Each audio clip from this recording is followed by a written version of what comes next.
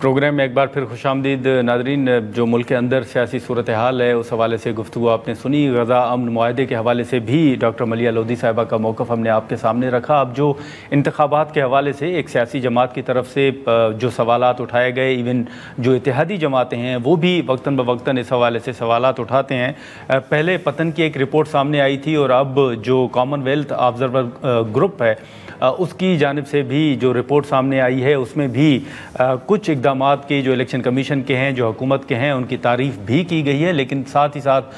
کچھ اہم نکات کی طرف انہوں نے بھی اپنے تحفظات کا اظہار کیا ہے، جس میں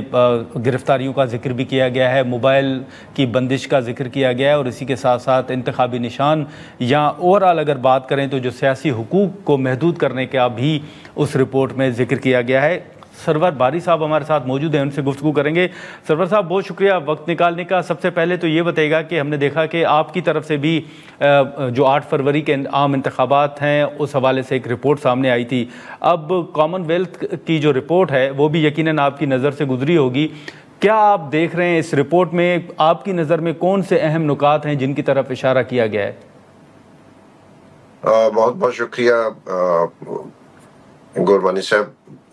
دیکھیے، پہلی بات تو یہ ہے کہ جو رپورٹ میں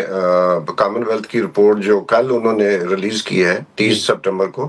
اور اس سے پہلے یہی رپورٹ جو ہے وہ ڈراپ سائٹ جو نیوز ایجنسی ہے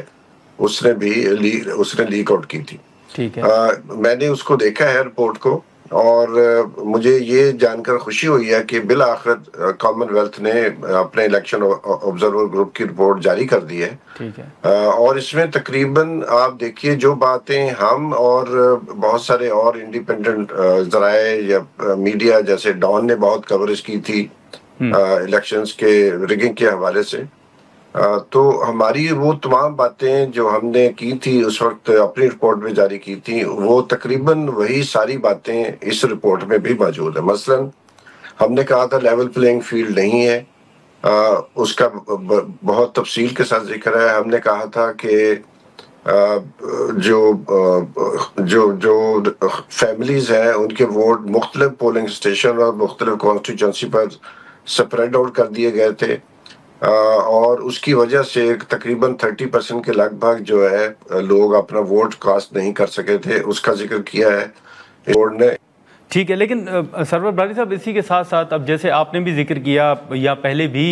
ایک سوال اٹھایا گیا کہ کامن ویلتھ نے تقریباً 1.5 سال کے بعد یہ رپورٹ جاری کی ہے، تو اس رپورٹ کو اس وقت جاری کیوں نہیں کیا گیا؟ مطلب 8 فروری کے بعد یہ فوری طور پر رپورٹ سامنے کیوں نہیں آئی؟ آپ کیا سمجھتے ہیں کہ تاخیر کی وجہ کیا ہو سکتی ہے اجرا میں؟ دیکھیے جی، اس کی ایک تو تاخیر کیوں ہوئی ہے اور ابھی کیوں ہوئی ہے، ابھی انہوں نے جاری کیوں کی ہے. ایک تو یہ وجہ ہے کہ ڈراپ سائٹ نے اس رپورٹ کو لیک کر دیا تھا، ٹھیک ہے، اور وہ رپورٹ تقریباً سب تک پہنچ چکی تھی، اور اب ان کی مجبوری تھی کہ اس رپورٹ کو جاری کرتے. لیکن جو مقصد انہوں نے حاصل کرنا تھا کامن ویلتھ نے اور کامن ویلتھ سے ملحق جو ممالک ہیں، اور اس کے علاوہ دوسری بات یہ ابھی تک EU کی رپورٹ نہیں آئی، تو واضح طور پر یہ نظر آ رہا ہے جو کورسپونڈنس ہوئی ہے EU اور ڈراپ سائٹ کے ساتھ اور کامن ویلتھ اور ڈراپ سائٹ کی، اس کی اگر آپ جو کورسپونڈنس کو پڑھیں تو اس میں بہت واضح طور پر نظر آ رہا ہے کہ یہ پوزیشن لی ہے یورپین یونین اور کامن ویلتھ سیکریٹریٹ نے کہ اگر رپورٹ یہ جاری کر دی جاتی تو اس چیز کا امکان تھا کہ پاکستان میں جو پولیٹیکل انسٹیبلٹی ہے وہ بہت بڑھ جاتی، ٹھیک ہے، اور یورپ کے بہت سارے جو مفادات ہیں وہ خطر میں پڑ سکتے تھے. تو ایک چیز تو بہت واضح ہے کہ یہ رپورٹ کا جاری نہ ہونا، اس کے پیچھے جیو اسٹریٹجک انٹرسٹ تھے ویسٹ کے.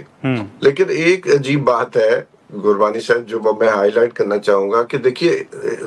لکھا ہوا ہے رپورٹ میں کہ رپورٹ کو انہوں نے الیکشن کمیشن کے ساتھ شیئر کیا، گورنمنٹ کے ساتھ شیئر کیا.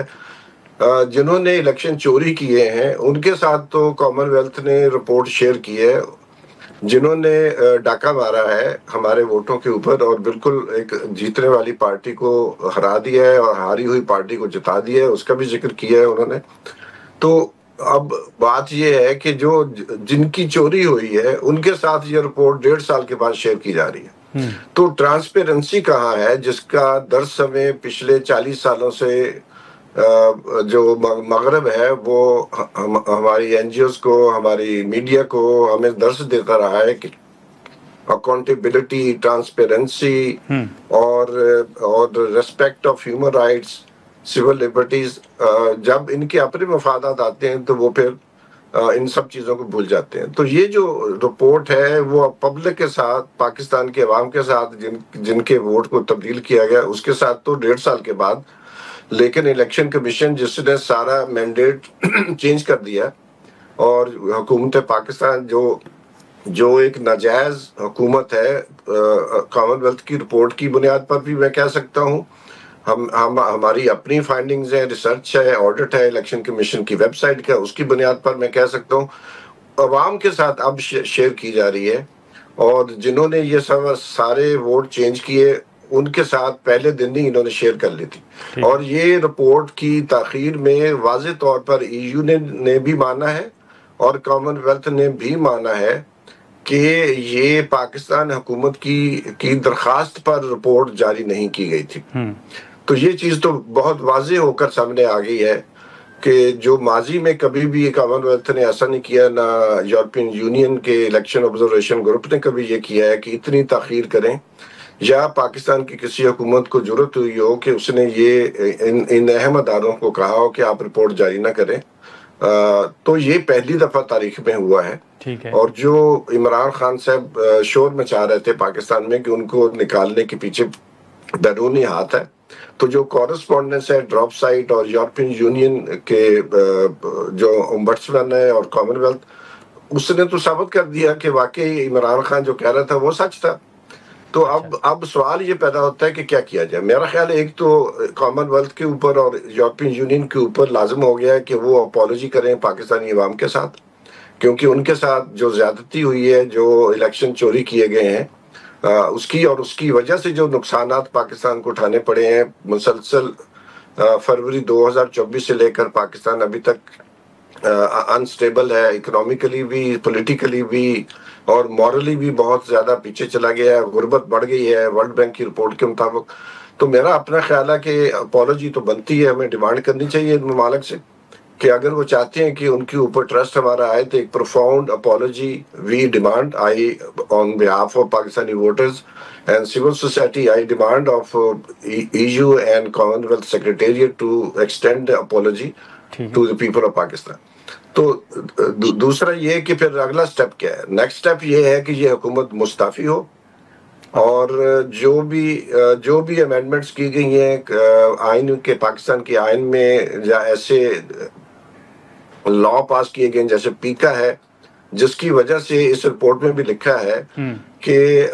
صحافیوں اور ایک انڈیپینڈنٹ میڈیا ہے اس کے اوپر بہت زیادہ جو جبر ہوا ہے، اس رپورٹ میں بار بار اس کا ذکر ہے، اس کی وجہ سے سیلف سینسرشپ بھی ہو گئی ہے،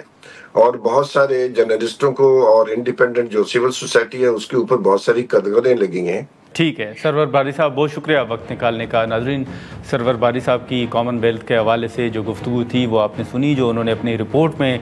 جیسے میں نے شروع میں کہا کہ کچھ اہم اقدامات کی طرف اشارہ کیا ہے، حکومتی اقدامات کی تعریف بھی کی ہے، لیکن کچھ جو اقدامات ایک سیاسی جماعت کے خلاف گئے، اس وقت کے جو فیصلے تھے اس کی نشاندہی بھی انہوں نے کی ہے. اب اس حوالے سے اس رپورٹ کے اجرا میں تاخیر کیوں ہوئی، اس حوالے سے بھی فواد چودھری صاحب نے بھی ذکر کیا، اور سرور باری صاحب کی گفتگو بھی آپ نے سنی. اور اس سے پہلے جو ہم نے پیپلز پارٹی اور مسلم لیگ نون کے درمیان لفظی جنگ جو ایک جاری ہے اس کا بھی جیسے ہم نے ذکر کیا، تو اس حوالے سے کل ہم نے دیکھا کہ قومی اسمبلی سے واک آؤٹ کے بعد یہ خبریں سامنے آئیں کہ حکومت نے پیپلز پارٹی سے رابطہ کیا ہے، اور رابطے کے بعد آج ان کی ایک اہم ملاقات ذرائع کے مطابق پارلیمنٹ ہاؤس میں اسپیکر قومی اسمبلی کے چیمبر میں ہوئی ہے، جس میں رانا ثناء اللہ صاحب سمیت اعظم نذیر تارڑ صاحب اسپیکر قومی اسمبلی وہ بھی موجود تھے، اور پیپلز پارٹی کی طرف سے نوید قمر اور اعجاز جکرانی اس ملاقات کا حصہ تھے. تو اس میں جو پیپلز پارٹی کے تحفظات تھے انہوں نے وہ تحفظات مسلم لیگ نون کے سامنے رکھے ہیں، اور یہ بھی کہا جا رہا ہے کہ حکومت نے یہ یقین دہانی کرائی ہے کہ جو پیپلز پارٹی کے تحفظات ہیں ان کو دور کر لیا جائے گا. آج کے پروگرام میں اتنا ہی، اجازت دیجیے، اللہ حافظ.